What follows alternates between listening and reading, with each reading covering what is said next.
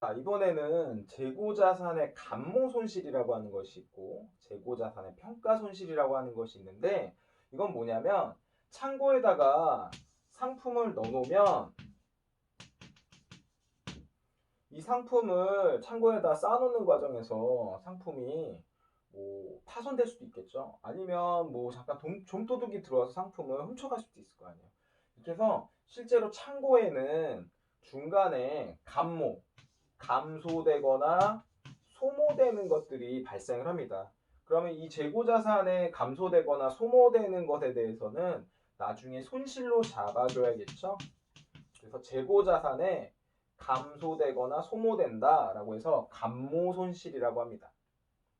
그 다음에 이 재고자산을 창고에다 쌓아놓으면 어떻게 돼요? 물가가 상승하니까 상대적으로 재고자산의 가치가 떨어질 수가 있겠죠. 뭐 예를 들어서 전자기기 같은 것이 가장 대표적인 예죠. 전자기기는 계속 새 상품이 나오니까 가격이 어떻게 돼요? 출시되고 나서 시간이 지나면 계속 떨어지게 됩니다. 그럼 그러한 것들을 우리가 회계에서는 발생주의에 의해서 회계 처리를 하기 때문에 이 재고자산의 평가가 떨어진 부분에 대해서 손실로 인식을 합니다. 그걸 재고자산 평가 손실이라고 해요.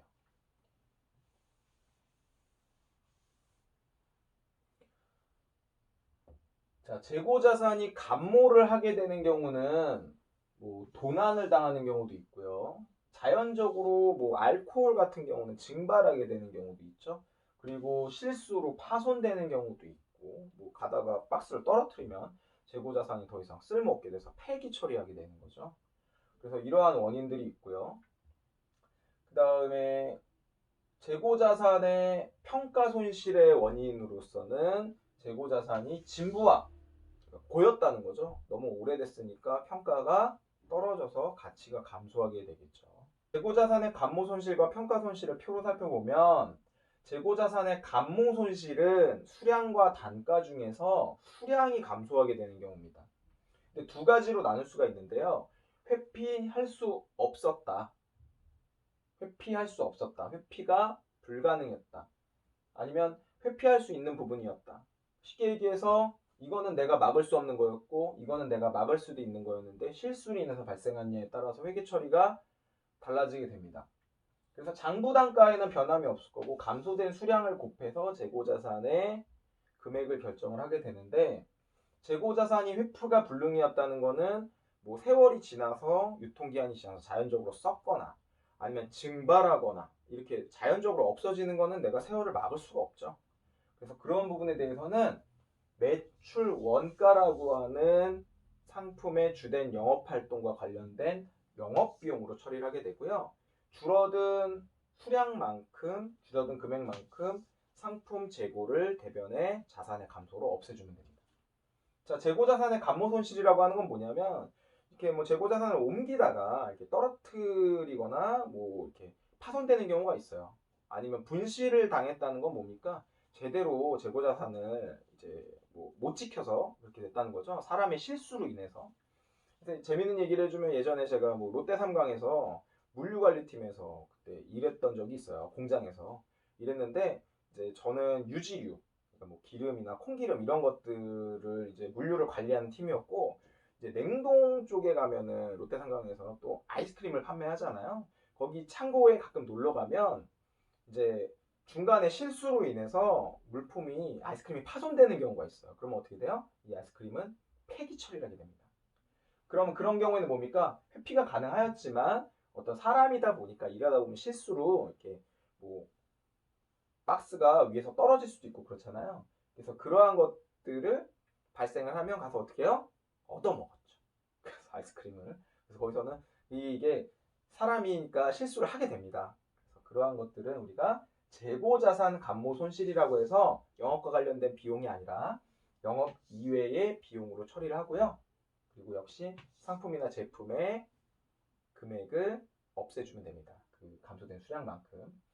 자, 재고자산의 평가 손실은 재고자산의 수량이 변동하는 것이 아니라 재고자산의 단가가 변동하게 되는 거죠. 그래서 가치가 하락을 할 수도 있고 오히려 가치가 회복이 될 수도 있어요.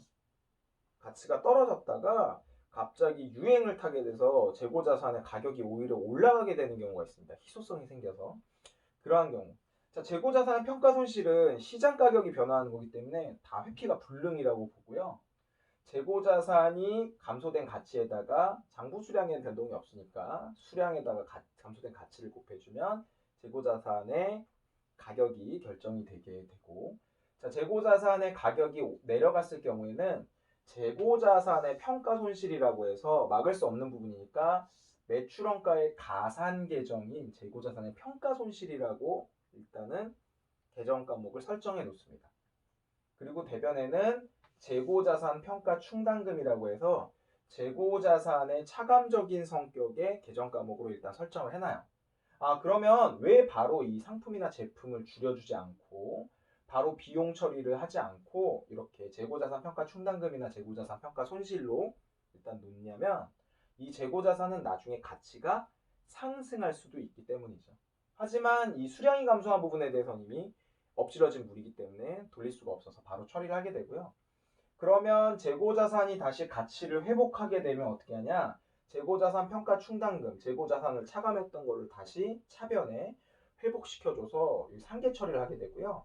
그 다음에 매출원가를 차감했던 것을 다시 매출원가를 가산시켰던 부분을 다시 매출원가를 빼주는 재고자산 평가 충당금 환입이라는 계정 과목을 써서 회계 처리를 하게 됩니다. 자, 관련된 문제를 한번 풀어볼게요. 재고자산 감모 손실. 자, 감모 손실은 원가성이 있냐? 피할 수가 없었냐? 피할 수 있었는데 사람의 실수냐? 원가성이 없느냐를 따져보면 됩니다. 자, 12월 31일 결산이 돼서 재고자산 장부상에는 10개, 100개, 하나당 100원짜리가 100개, 총 10,000원이 있어야 되는데 실제로 장부상의 수량을 실지재고조사에 의해서 파악을 해보니까 창고를 뒤져보니까 30개가 수량이 줄어들었다고 합니다. 이 중에서 20개에 대해서는 내가 피할 수 없는 원가성이 있는 부분이 있었고 나머지는 원가성이 없는 실수였다. 10개는 실수였다는 얘기죠. 자, 100원 곱하기 20개는 원가성이 있으니까 매출원가, 영업비용으로 처리를 하고요. 총 2,000원. 그 다음에 나머지 10개에 대해서는 영업의 비용인 사람의 실수는 재고자산 감모 손실로 1,000원을 처리하고 그럼 상품은 최종적으로 창고에서 3,000원어치가 없어지게 되는 거죠. 자, 재고자산 평가 손실은 기말의 공정가치, 지금 현재 재고자산의 시장가치를 파악해서 하락되었을 경우와 상승되었을 경우에 나눠서 회계 처리한다라고 했었죠. 자, 재고자산의 재고가 하나당 50원짜리가 100개가 있었는데요. 재고자산을 현재 시장가치를 따져보니까 40원이에요. 그럼 하나당 10원씩 총 100개가 감소한 거니까 총 1,000원의 가치가 감소하게 된 거네요. 자, 재고자산의 가치가 감소했을 경우에는 재고자산 평가 손실이라고 하는 매출 원가의 가산 계정으로 매출 원가를 더해준다라고 했었고요. 그 다음에 대변에 재고자산 평가 충당금이라고 해서 재고자산의 차감적인 성격, 자산의 차감적인 성격인 재고자산 평가 충당금으로 1,000원을 설정한다라고 했습니다. 자, 이번 기출문제는 재고자산이 변동을 했는데 재고자산의 회계 처리와 관련해서 영향을 주는 요소로 성격이 다른 것 하나는 자, 재고자산의 변동과 관련해서 재고자산의 감모 손실은 두 가지가 있다라고 했었죠. 감모 손실.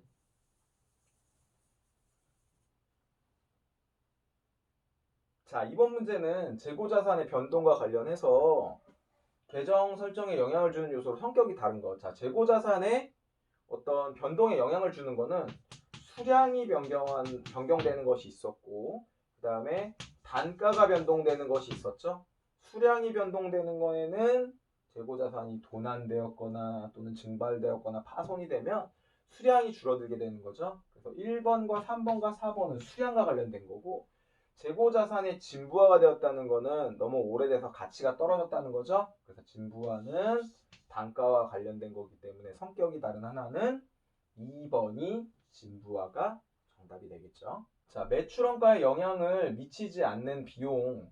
그러니까 매출원가라고 하는 것은 영업과 관련된 비용에 영향을 미치지 않는 걸 말하는 거죠. 자, 원재료 구입에 따른 운반비가 발생했다. 그러면 제조 원가에 영향을 미치면서 원재료는 제조에 필요한 거니까 제조 원가에 영향을 미치면서 매출 원가에 영향을 미치겠죠. 자, 두 번째, 화재로 소실된 원재료 같은 경우는 우리가 재고자산, 화재라고 하는 것은 사람이 막을 수 있는 부분이었잖아요. 그래서 영업 외 비용인 재해 손실이라고 하는 것으로 영업 외 비용으로 처리를 합니다. 그러니까 주된 영업 활동과 관련되지 않은 비용이니까 매출원가에 영향을 끼치지 않겠죠. 그래서 정답은 2번이 될 거고, 재고자산 평가 손실 내가 막을 수 있다고 했어요? 없다고 했어요? 막을 수 없다고 했었죠. 가치가 떨어지는 거. 그래서 매출원가와 관련된 계정 과목으로 처리한다고 했습니다. 재고자산 평가 손실이라고 하는. 그 다음에 정상적인 재고자산 감모 손실이라고 하는 거는 정상적이다라고 하는 건 뭐냐? 내가 피할 수 없었다. 원가성이 있었다. 자, 원가성이 있었을 경우 재고자산 감모 손실은 어떻게 한다고 했어요? 매출원가에 가산시킨다고 했었죠. 매출원가를 증가시킨다. 그래서 이것도 영업과 관련된 매출원가에 영향을 끼치는 비용이죠. 그래서 정답은 2번이 되겠습니다.